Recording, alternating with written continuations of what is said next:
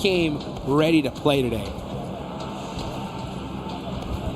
He's quick, stylish, certainly delivering out there on the battleground, Jigs. Maybe that's what the S stands for. Hey, oh. I wouldn't fault him for it. He's been living up to the brand with the plays he's been making. The arena. A lot of utility left to work with, and they're casting that up towards this little ridge. A rock between them and ETSH. Nearby bounce on the nade. Afriko's got to double back slightly for Hita. Somewhat effective in these angles. Slight off angle where he can peek down on you. He loves these sort of peeks. Come on, Fajita. Let's see what you can do. Oh, Attorney K getting hit with that nade. He's going to back it on up. So you know I'll leave those smokes right there. It looks like they're seeming to throw a bombardment on them. So E-Arena doing a good job. Back it up. Just, hey, take our time. Hey, there's Vitality as well, getting LOS onto that. They see them and instantly farm through, stealing away some extra points. Does Smile make a move? The solo here from Yangon. He's thinking about the big picture, Jukes, but look how tempting this is. Hello! And Razy somehow survived that. The trap was sprung, and he was able to get out with the cheese. He got out with the cheese, unscathed. Ludicrous scenes, quick wrap around. Ooh, can't make it back in. That is going to be the deny out then. No chance to re-peek into the zone. Points denied, Yangon removed. What is this leaderboards? What is this leaderboards, my man? What's going on here? So we got 4 from the top 5, 2 from the bottom 3, and only 1 in the mid-pack? Does it need to be said here? Does it need to be said here, folks? This is insane. Feeling pretty defined. Feels like it's all just inevitable with how it's been going. ETSH, realistically, the only one towards the bottom side with anything to be earned from this. Dopeness only down to a duo. The last man of Aura in Sleepy, tucked in behind the tree. Hyunbin not far away either. And honestly, he's doing enough, right? If you're Aura, you're just trying to put up, 4 or 5 points a game, that could be enough to just put yourselves into those finals. Considering that, all the mid-pack teams aren't going to have that 20-point pop-off game that they needed. There's only, I think, 1 that stands a chance. And it's going to be tough, considering that almost all the lobby, the top of the lobby is still here. Look at this, Youngshim Red Force with 1. They're doing exactly what they need to. Now it's ETSH, the team that needs to get themselves out of the bottom. Now just getting destroyed on the side by E-Arena, the Thai squad. Deleting them out of there. Nice push, though. They did get some good, solid eliminations, but they're going to still need to do a whole lot more if we want to see them in that survival stage. Yeah, I had to squeeze extra from this one. That's what you were saying. Good isn't enough anymore. For them, it's not going to bail them out. Dopeness, though. The dope duo looking to clash versus Ida. First one falls. E-Arena even trying to siphon points off the back of that, and they do so successfully, taking down Dopeness. Hyunbin falls. Razy loses his footing on the rocks. MG3, so good, but you know what? Its weakness is when you're getting shot in the back. Unfortunate there for Racy. Again, Team Vitality just flexing at this point. They still have 2 players up. Youngshim Red Force get that thirst. And, all the teams at top are doing exactly what they need to. Hey, just survive, put some decent points on the board, and it's a lock. Considering that there's only 5 teams remaining, all these teams are going to be getting some good, solid placement points. The real eyes on and storyline left is Ida. Like, if you're Ida right now, the best thing that could happen is you take out this entire lobby here and now. Just have a monstrous game from it. Give it your absolute all. It's not going to get any easier, though. Weird timeline where Sleepy could probably sneak into the zone unnoticed as well, because Nonshin cleared this whole area, so they might not expect anyone to be there. They didn't find him tucked in behind the tree, so he's looking to just steal points if he can. Woo. Schweppes practicing his TIG welding right there, making sure that he goes and he's walking that cup, fixing that vehicle. getting it loaded up for the rest of the match. I wonder if IDA has that IQ to understand if they were doing enough elimination feed tracking to have a good idea of who's left in this lobby. It's quite difficult with everything that's going on. But if they have a good solid idea of who's left, then they need to realize that they got to amp this aggression up. Like, why not? If you're IDA, you need to wipe this entire lobby out if you have a chance at getting top 5, because if you don't, and we see 4th and 5th place get chicken dinners, like, top 5's gone. So let's see what they decide to do here. I understand why they're playing it very pensively. They want to make sure that they get to that end game, but you got to ramp up the aggression. Sleepy spotted in the end. Was hoping he could worm his way back into the zone, but not this time. Nonshin Red Force looking for a bit of an assess on the situation. Got a good lay of the land from the position they're in. Vitality close by towards Ida as well. The arena with a bit of a scouting play. Tourniquet there in the back of the vehicle. Limited cover as well, Jukes. And Nonshin, such an open angle to just take pot shots. Oh man, this circle not too kind, as there's a lot of open field in that center. Everyone's gonna have to play the edge. I would like to see IDA go push up into these buildings though and challenge Team Vitality. They need to, honestly. They have to clear the south side out pretty quickly. And you can see them in the vehicles and the buggies, just getting some more information for now. Rita though is just moving up ever so closely. He could hear those steps. He knows they're in that building. Audio cue giving the game away somewhat. Rita with a nade as well, pinpooled on it. If he gets a chance to arc it in, find a knock, then they could collapse, but they are starting to fragment over as well. Darkin advanced towards the zone, looking to get set up near the cover they found. 2 players make it in. Darkin with a knock over to Hyunbin as well. Fires back up onto this ridge and does some damage onto Nonshin. Vitality reaggress. Emre holding. Rito with the assist. The shotgun slays back over onto Federales. Emre will pick off Axel. And Vitality crumble to Ida. They're starting to cook, Jukes. This is a perfect scenario for them, right? They got 2 players already taking a position in this next zone. They were able to clear out Team Vitality, and now they're getting towards that end game. It's still going to be quite difficult considering that you got E-Arena up on top with the circle priority, and most likely we're going to see IDA fight Nongshim Red Force. So if that does happen, never mind. IDA, they understand. They need to win this game. Push up into E-Arena, challenge them, try to take them out as fast as possible, and then have to deal with Nongshim Red Force later. So many smokes being arced here, setting themselves up for it, trying to create some semblance of cover to protect them from Nongshim, block off the line of sight, and then take the fight over. Deep nade in as well. Nongshim aren't sleeping either. They're thinking about just taking the hit to him. It could be a freeway battle for the finish instantly. Tizzy so low. Oh, Schweppes got so much damage onto him. But now we're going to see IDA throw some good nades onto Nongshim Red Force. That's 2 knocks for them. This is the best case scenario. They need to wipe out this entire lobby if they want a chance. Here they go, and they are starting to do it little by little. But now E-Arena have woken up. Now they're starting to put in some work. So much damage. So little time to try and fix the issues you've suffered from that encounter, and E-Arena know that the knee is weak. Seeing if they can make him buckle with Schweppes. Another one. Clearing through. Good shots on target. Brings us down to just a duo on either side. Mormon with utility as well. He's only got that 1 Molotov left in the back pocket. 100 rounds of ammo on the AUG as he shoots up. Emre sneaking in. That one hurt.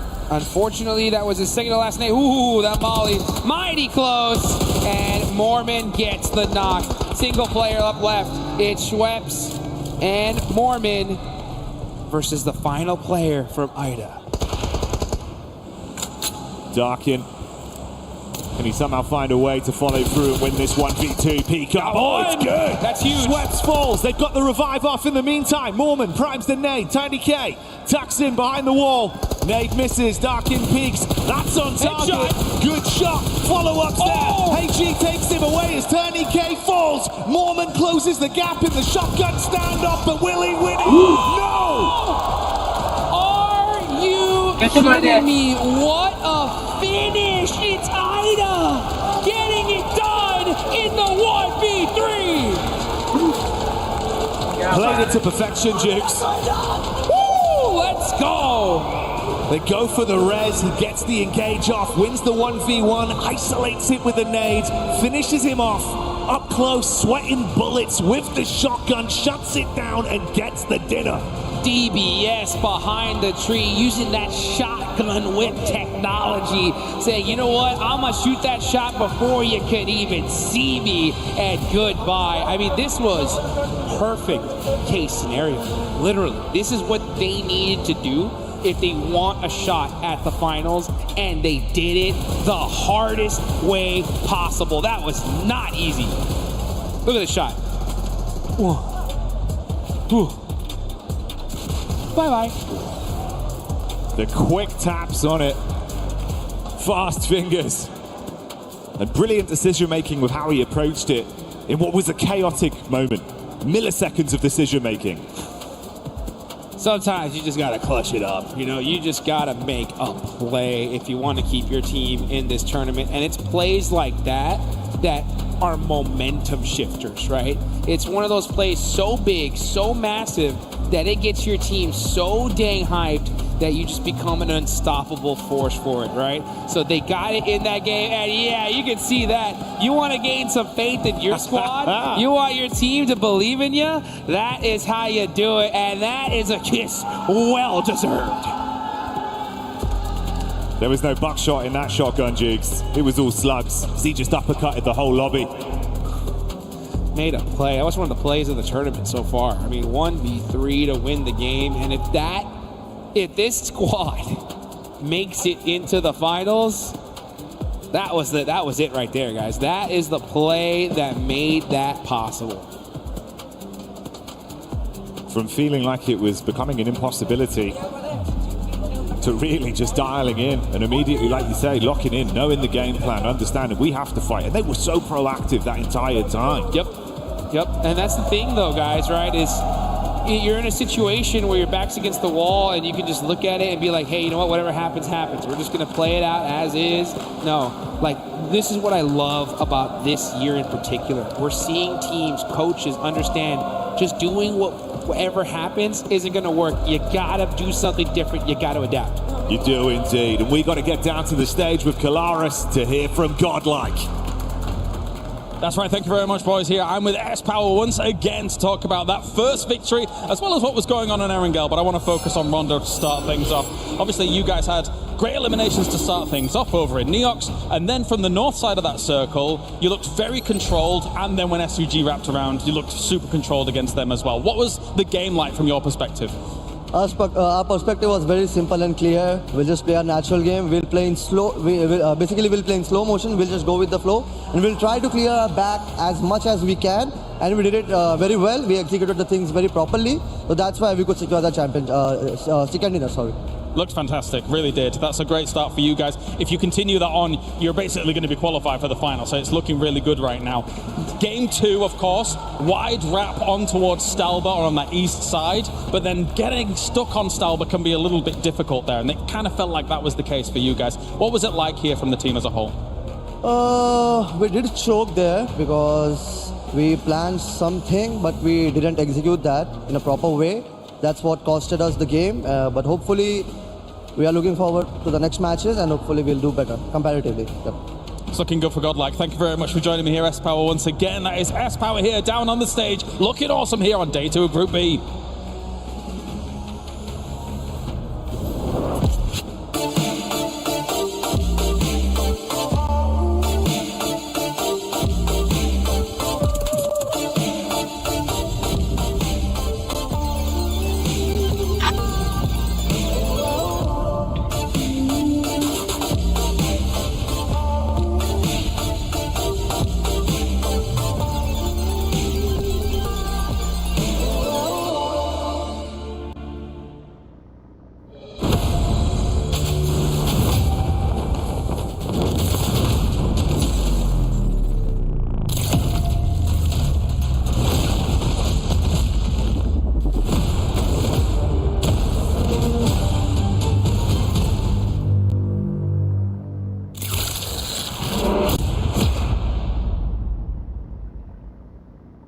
해주나요? 차벽 이용해 후보. Tepung atau? 얘들아 왼쪽 보고 봐라. Apa tahu Jor? 나무 중간 나무. 나도 라스. 해단대. 나이스.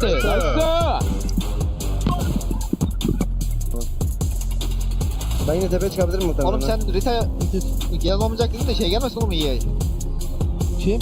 Gelmez oğlum iyi ne işi var? Samat olacak onlar. Ya beni almanız lazım ha yalnız. Belki sen alırsın beni tamam mı? Alırım da. Şundan enforce'da çekiyorum. Yok kaçıplar bunlar ya direkt. Beni falan yok mu ya? 6x. Nah itu. Mati Orang. orang. Masih ada peluru Ren? Itu bisa dapat 60 gua. Enggak ada 60. Enggak usah. Di berapa ya? Enes ya? Guys. Bagian rata guys. 15 Enes. Berapa mati 2? Orang mati berapa ya orang? Tadi gua bunuh 1. Mati 2. Oke. Di jamur ada yang mayat di jamur. Iya ya. Gua bunuh itu. Seberang tuh manaชิ้นนี้สู้มาส่งนี้สู้ฟังกูเอารถโม่ไปรับให้ต้องรับรถจะระเบิดกูจะระเบิดโอเคตายมาผมอยู่นะเตอร์รอมา Loving the radio comms and the translation as well, but I'm also loving the PMWC Lucky Spin, which is available now in PUBG Mobile. Co-created with PDP creator Nana, the Electron Energy said, the Proton Power said, the stunning alien fusion grows out. Log into PUBG Mobile and take your spin before it's gone, like Max has done. I have tried it as well. I'm gonna try it again today because that grows out looks sick. It is amazing. And it's also glowing. It doesn't look like it right now in the picture, but it does actually glow quite a bit. So it's got some animation. It's themed around PMWC. It's only W's for the skins right now. And one team that was glowing in that last match was none other than Ida. Because Ida, my goodness, this is a squad that also needs to make sure they stay within that range of getting to the top 5. And they were able to do just that, Neptura. They were indeed really looking forward to what they have coming in off the back of that big win because, yeah, they did play that very well. I want to point out specifically there's smokes coming on in there. We were talking about this again, you know, analysts, we chat in the backstage area. But it was really nice to see them use those smokes against EA when they made that push onto Nongshim. It was a really good performance there to just make sure. And yeah, you're seeing the day 1 versus day 2. Night and day. I mean, I think we saw that in game. We could see it very clearly. But night and day on those stats as well. Looking very good for them. I mean, I love this because I love having a look at their average of eliminations and being able to capitalize on that. And I want to give them a shot. Get them whatever food they want, buy them whatever skin they want in PUBG Mobile because it's insanity that Arena lost that with that much health and utility. Obviously, no popping on the zigzag, but was not prepared for that shotgun at the end. And you know what? Having teams that, you know, are creeping their way up from the bottom into these positions, they're locked in. Yep. And if you think you're at the top of the leaderboard and you're safe, it's not always the case. It's definitely not always the case. Between Circle, for us, we're looking at the match ranking here. Teams 9 through 13 were eliminated, Max, which leaves a huge opening for those squads towards the bottom and also for those teams towards the top to just kind of expand that lead. I mean, yeah, because it's so close towards the teams in the middle and especially the bottom of the pack, as you just said here, Seven. And because of that, I was expecting Tiamba to just kind of level up their aggression, which they actually did at the very start. They did go for a crash on, I believe it was 721 GS team. I'm like, yeah, this is great.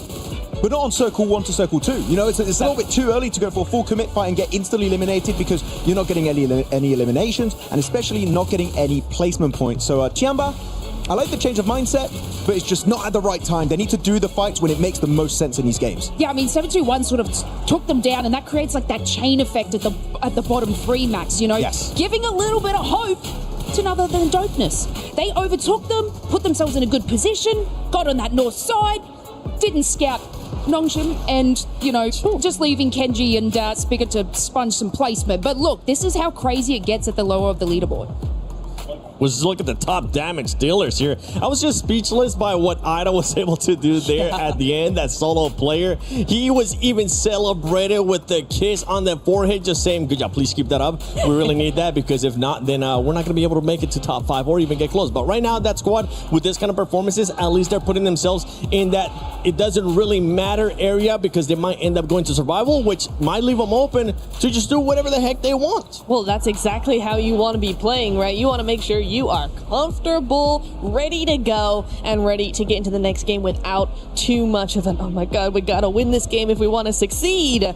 But yeah, really, really good stuff coming in from there. Also, shout out to EA in that final play. I do want to say EA actually doing a really, really good job, and I think if it hadn't been for the Ida player, you know, flicking in to get that win, they were isolating Ida really well. They were moving around and trying to control as much of the zone as possible. So shout out to them. It's still a really good game from them. So again, going into the next Erangel, want to see more from them. Yeah, Arena. Shout out to you, E Arena, right up until the end when you got absolutely smoked by one player with very low HP. One team that has been actually very consistent today, Max, for the first 2 games, which has been a big difference from what we saw yesterday in day 1 for Group B, is none other than Nongshim. Yeah, I was hoping you would ask me about Nongshim Red Force. I love the way they play because they're not an aggressive team early game, mid game, right? They're just trying to get a focus on their position. And especially if you look at this circle finish, western side of Stolber, very northern side. Where do Nongshim Red Force drop? Down in farm split.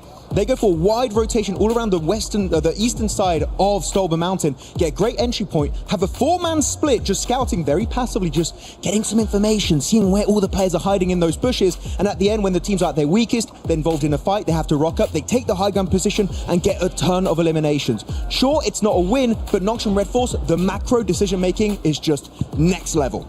Honestly, come over here, Max. That was just... Oh, no! Off camera! He gave me a little smooch. Looking at the overall ranking for Team Vitality, I mean, they're going to stay up there too. Godlike still performing well. Just let's keep an eye on that gap between Godlike and Ida Esports because it is currently at 12 points. S2G has been able to perform well. They ended up on a 1v1 with GodL. Yeah, they did. I mean, I'm on the fence for S2G, honestly, here, Seven. Same. Why? Because they are performing better. Are they performing well? I don't really think so. At least not in that game. I think they were way too slow on that third party. I think they took forever. Once the third party was done, then they took forever to actually push Godlike as well, just giving them so much time to defend. I mean, especially they only have 12 placement points over the course of what is now 8 games. That's a very low placement point, and the survival time must be abysmal.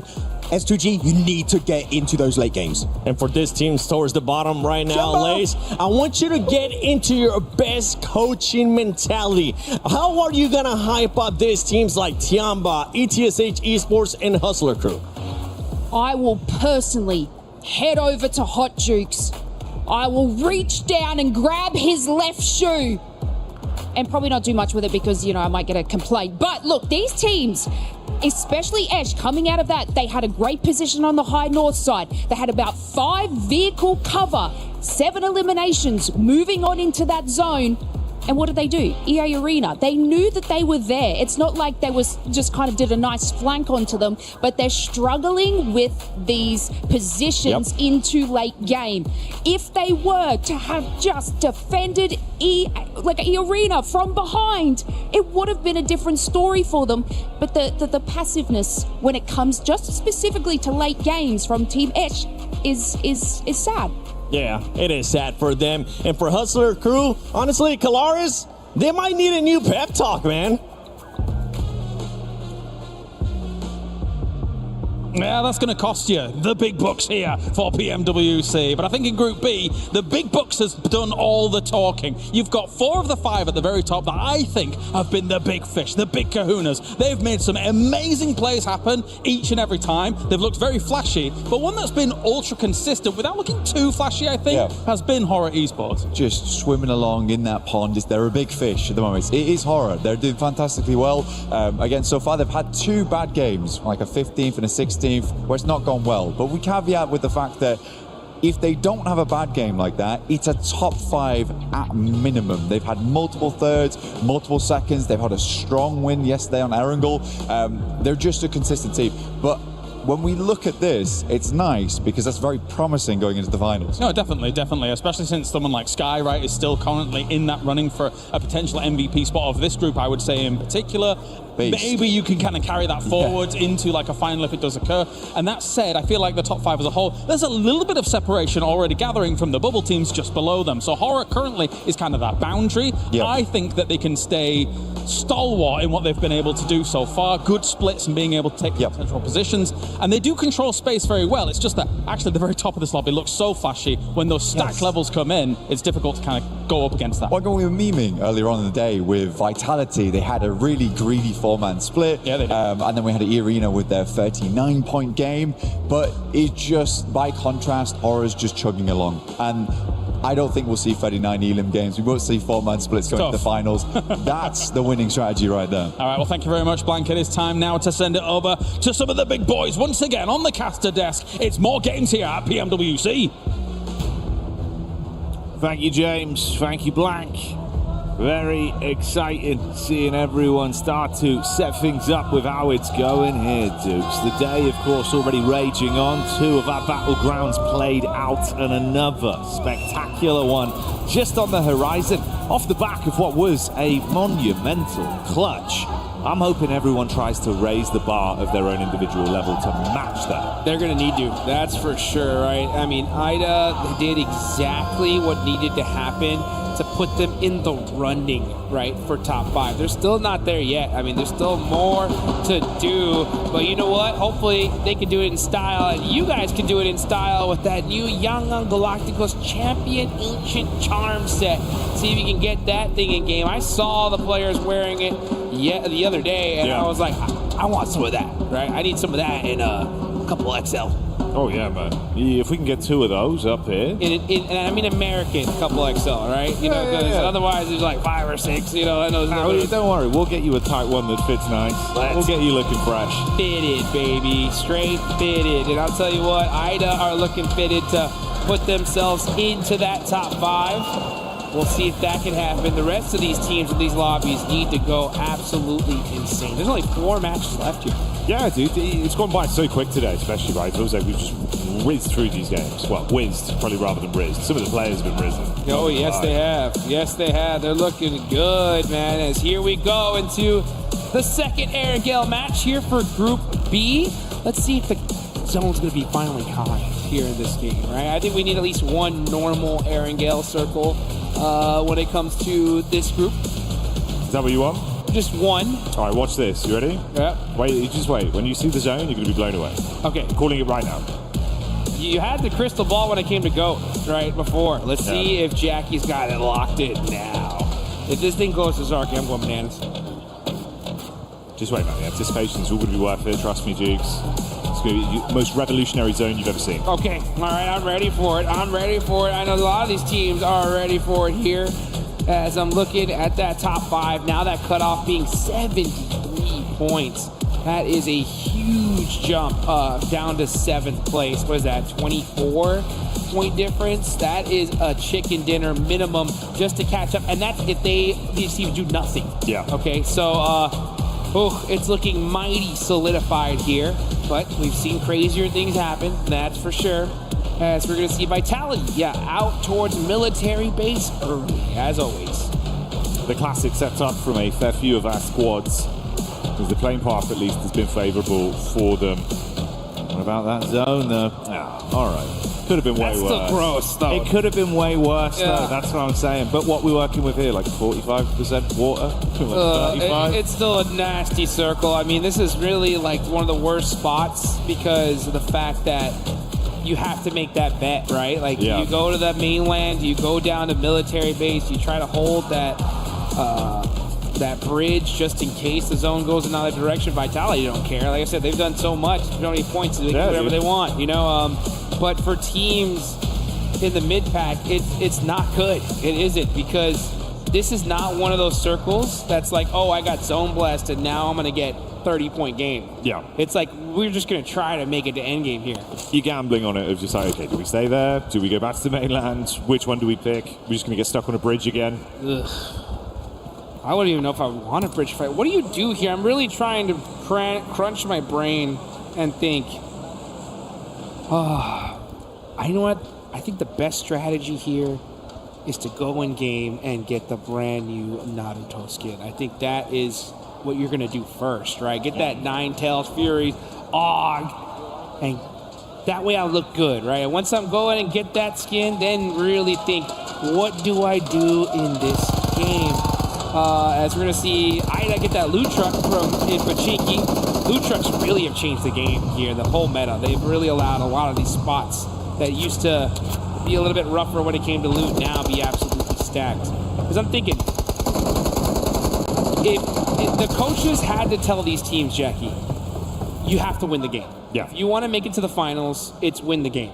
Otherwise, just good luck, right? So what do we do here in this scenario? What position, if you were a team, where would you put your squad in to try and get that 20-point game? You go in mainland, you go in military, you taking bridge? What are you thinking? I think Gambleware's probably a little bit safer right now to just set up mainland. Like you say as well, like the blessing of the loot trucks right here. If they get something good out of this, I'm sure we'll catch vision at some point of what they actually got, right? You get some high-tier loot straight away. You can just coast early game. Cut out a load of that like early looting time and actually fight a bit more with an advantage. I'm thinking it from the angle if they've just got to carry on from where they left off. Squads like that, so take that Ida mindset of trying to push your limits further, run some risk break. You get some high tier loot, get in there, start scrapping, see if you can squeeze elims, bully some of the lobby. You know effectively at this point, like you're kind of middle of the pack, you're not really going to fall that far down. The bottom side's so low, slipping out of survival's going to be hard, yeah. So you might as well risk it. You have to, and I think this is the game to risk it. You know, I think that at a certain point, I think here it's all risk, for sure. As we get into the Miramar matches, then it's like, all right, maybe we got to play a little conservative just to make sure we don't fall in the bottom three if you're that low. But here is one of those games where you gotta shoot for the moon, right? Try to get that top three finish. I think if you're gonna go down a spot, I think you go Ferry Pier, that Ferry Pier hill, right behind the gas station. If you take that spot there, it gives you a lot of control of the zone. You can hopefully maybe even catch some third parties. And it looks like Ida, of all teams, is going to take that spot. So they're saying, you know what? We're one of the squads that definitely could make it a top 5. And I mean by one, I mean the only one, right? They're the only one really in the run for top 5 here due to that last game. And they're going to control this hill, which I think is an excellent spot in the zone. And it works out pretty cerebrally for them as well, right? Because obviously you come in, like you say, get that loot truck, arm yourself a bit earlier, they get to cut out some of the additional time they'd have to waste, sort of slowly slogging along, getting themselves better firepower and ammunition to work with. If they run into another squad, maybe they do just take that encounter head on. It's a good call. It was a great last game, and you can see they were all fired up in celebration as well. Big stage like this, Duke, sometimes the paranoia gets to you. Yeah, it does. But they certainly rise to the occasion, man. They have rise to the occasion, and they did it in just such insane fashion. A crazy 1v3 to end things up, to get the chicken dinner, the dub, and put them in the running here. It's so insane. I mean, job's not done yet. I mean, Godlike have been playing phenomenally today. That's going to be a hard one to catch. And we heard it there from the desk, right? Out of all the teams in the top 5, they were talking about Aura, just being like, yeah, I mean, they are consistent. They're up there, but out of all the teams, I think they're the ones that's the most shaky right now, at least when it comes to trying to let Ida catch up to them. So I think if you are Aura, if you're any of the teams in top 5, you obviously want to shut that conversation down right here. But with a circle like this, it's not going to be easy, that's for sure.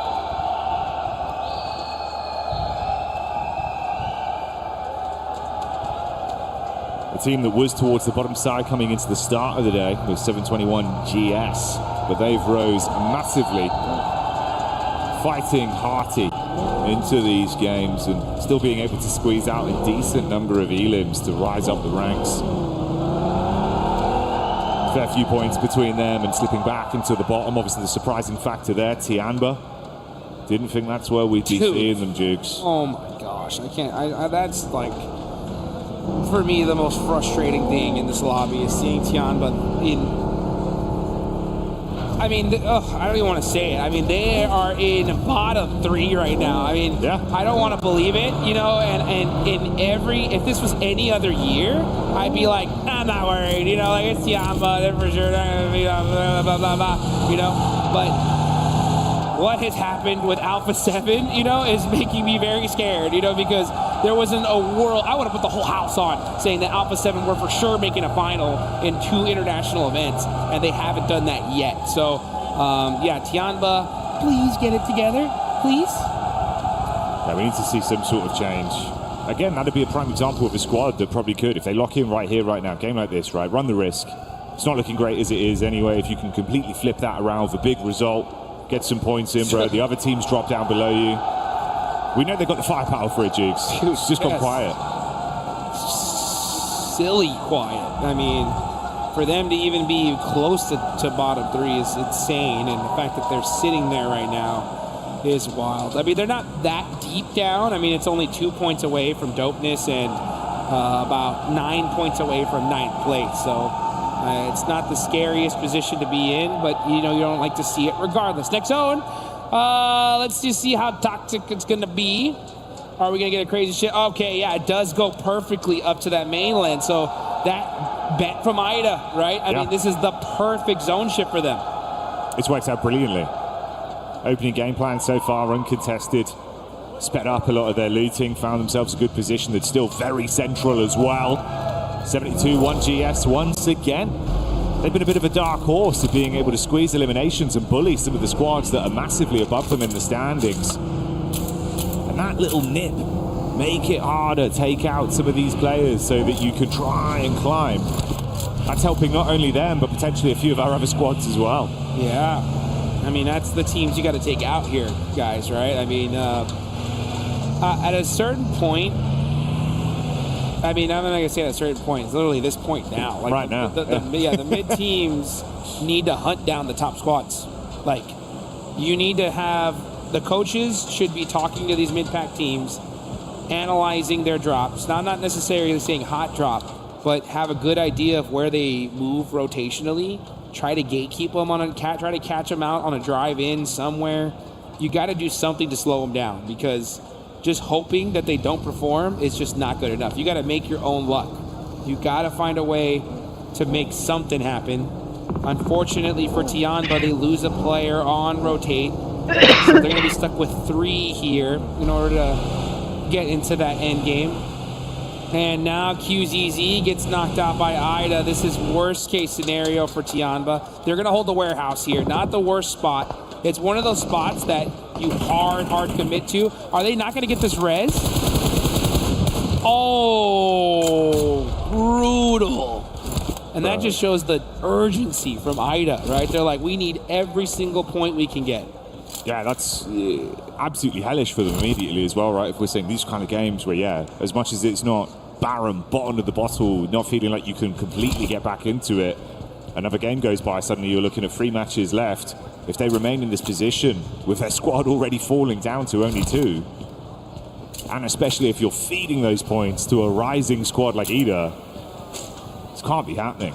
Dude, I'm getting flashbacks, guys, and I don't like it. I don't like remembering Alpha 7 being like, hey, all right, another bad game, another bad game, what's going on here? And then all of a sudden, boom, they are knocked out. He could just see the look on the players' faces and just not looking too happy at all. Coaches from Young Galacticos are locked in right now. They're in 8th place, 47 points. And again, that is quite a few away from that mid-place position. So yeah, if you're Young Galacticos, you're in the blue zone now. Hunting down some of these squads might be beneficial because you need a ton of eliminations. Let's see if they can find them, though, as Dopeness end up battling it out with Team Vitality. Razak throwing the Molotovs in there. Lufa on fire, and he's going to burn, baby, burn.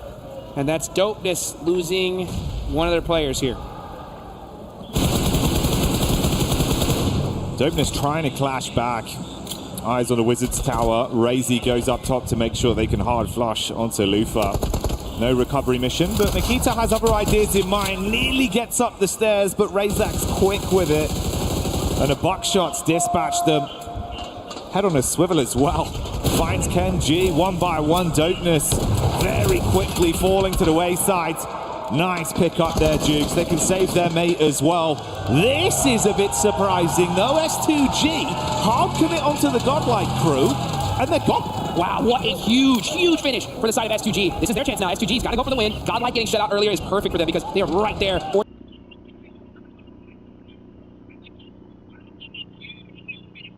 place, 5th. Not a crazy point gap going up from them. So 75 points is where they're staying. That's the goal to catch up to. Big opportunity. You know, Ida saw that. You know, Aura saw that. You know, Young Galactica saw that. So let's see what they could do in this game. And now with Dopeness getting eliminated earlier, Tiamba are like, all right, hey, let's get a good game in here and get out of this bottom 3. Yeah, exactly. You're not too far off. Couple points. It's only a duo there. That's the scary thing. Need to weaken them early. That task is way harder. Half as many players to rely on. Now, yeah, you're just going to see these rotations come out. I mean, S2G need to find themselves a good solidified position. And they do, right? They have a good spot in this next circle, especially if the zone goes up north. Yeah, I think now it's time to play things a little bit slower. Slow things down. You got to get to end game if you're S2G. Fights right here are way too dangerous because if you take a fight, you're getting third party, almost guaranteed. So slow it down a little bit and try to get this win because that's what you need. You need still a good amount of points here. And if you can get that win now,